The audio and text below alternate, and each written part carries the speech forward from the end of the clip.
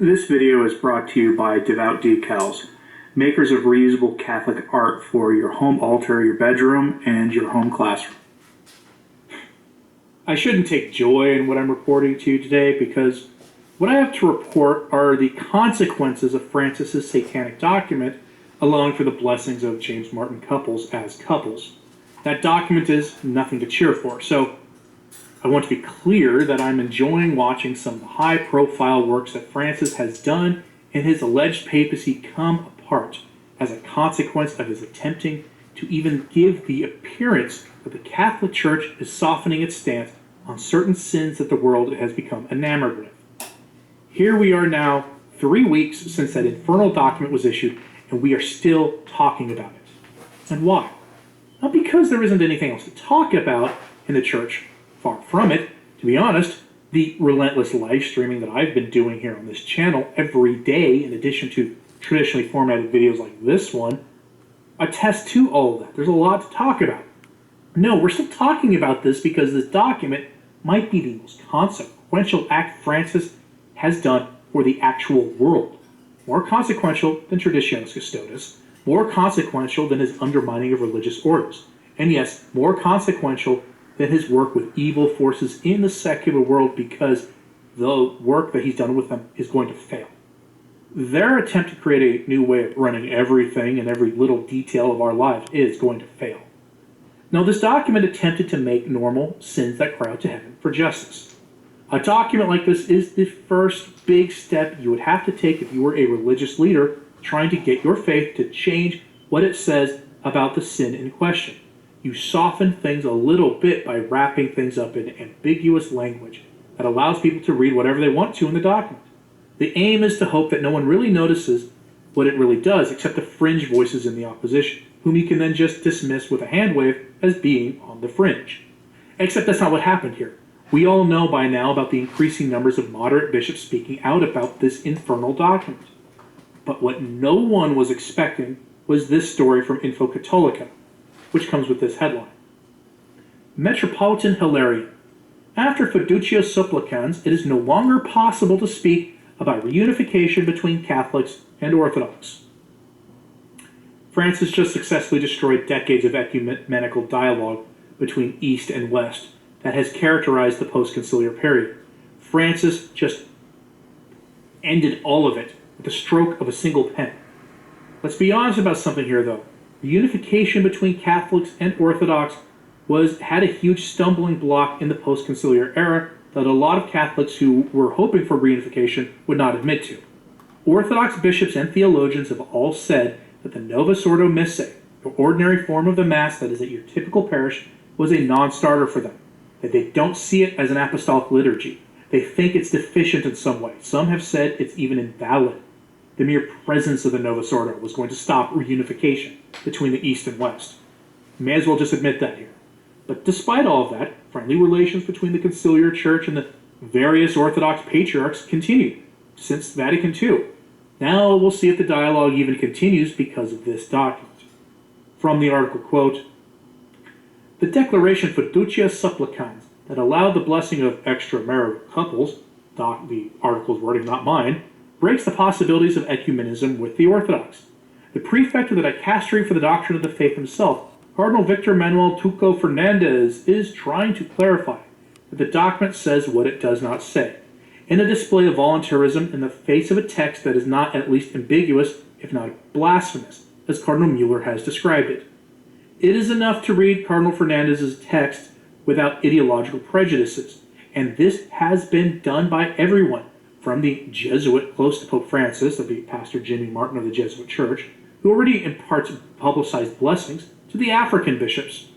According to Orthodox media reports, Metropolitan Hilarion stated that after the declaration Fiducia Supplicans on the blessing of these extramarital couples, it is no longer possible to speak of reunification between Catholics and Orthodox.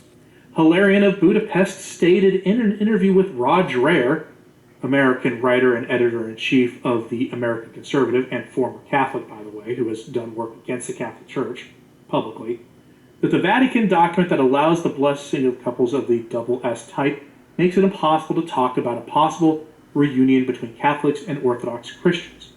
The interview was published on the Jesus Portal YouTube channel. When the journalist asked him if the Vatican document put an end to conversations between Catholics and Orthodox about the possibility of a reunion after the Great Schism of 1054, the bishop responded affirmatively. Quote, "If we are realistic, we can no longer expect future unity between Orthodox and Catholics. These measures will obviously not bring us closer, but will create new lines of separation," said the Metropolitan. End quote. Well done, Francis. Well done. For all his talk about unity, for all his talk against schismatic tendencies fueled by ideological thinking that replaces the gospel, for all that stuff that he goes on and on and on about endlessly, Francis was himself the biggest instrument for widening the East-West schism in modern history. Nicely done, Francis. Nicely done. But why would the chances of reunification be, at least for the moment, impossible? Aside from the other errors of the post-conciliar era in Vatican II that Orthodox thinkers often very publicly cite, there's a more basic reason, and I'll let Cardinal Mueller explain it. In his statement of December 21st, issued a couple of days after the infernal document was released, Mueller said the following, quote, "The difficulty of blessing a union or couple is especially evident in the case of the James Martin sin. For in the Bible, a blessing has to do with the order that God has created, and that he has declared to be good. This order is based on the difference of the flesh of men and women, called to be one. Blessing a reality that is contrary to creation is not only impossible, it is blasphemy.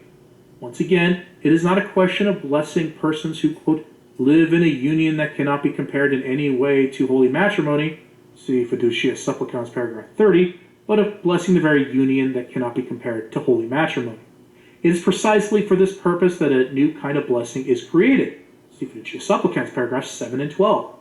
In light of this, can a faithful Catholic accept the teaching of the document? Given the unity of deeds and words in the Christian faith, one can only accept that it is good to bless these unions, even in a pastoral way, if one believes that such unions are not objectively contrary to the law of God. It follows that as long as Pope Francis continues to affirm that James Martin pairings are always contrary to God's law, he is implicitly affirming that such blessings cannot be given. The teaching of the document is therefore self-contradictory and thus requires further clarification. The Church cannot celebrate one thing and teach another, because, as St. Ignatius of Antioch wrote, Christ was the teacher, quote, who spoke and it was done. See Ephesians chapter 15, verse 1. And one cannot separate his flesh from his word, end quote. The Orthodox understand that. I'm not saying that they're perfect theologically, far from it. In fact, just look at how they responded to papal definitions of papal infallibility or the dogmas surrounding Our Lady from the 19th and 20th centuries that are now dogmas, as just a couple of examples. But on this question of this particular sin, a teaching which no Christian tried to change at all until the past few years, they understand this, and it's become a gigantic barrier for them, a stumbling block, if you will, to use the language of Vatican II. So Francis, the undisputed king of ecumenical dialogue and accompanying leaders of other religions in their error, in the name of unity between people who are vaguely good in some undefined way, has just undone the work of his predecessors and himself on the topic of ecumenical relations. Again, well done, Francis. Well done. What do you think about this story? Let me know in the comments if you find this as sadly amusing as I do. And hit like and subscribe if you haven't. It does help. So does sharing this on social media. That helps too. And as always, pray for the Church. I'm Anthony Stein. Ave Maria.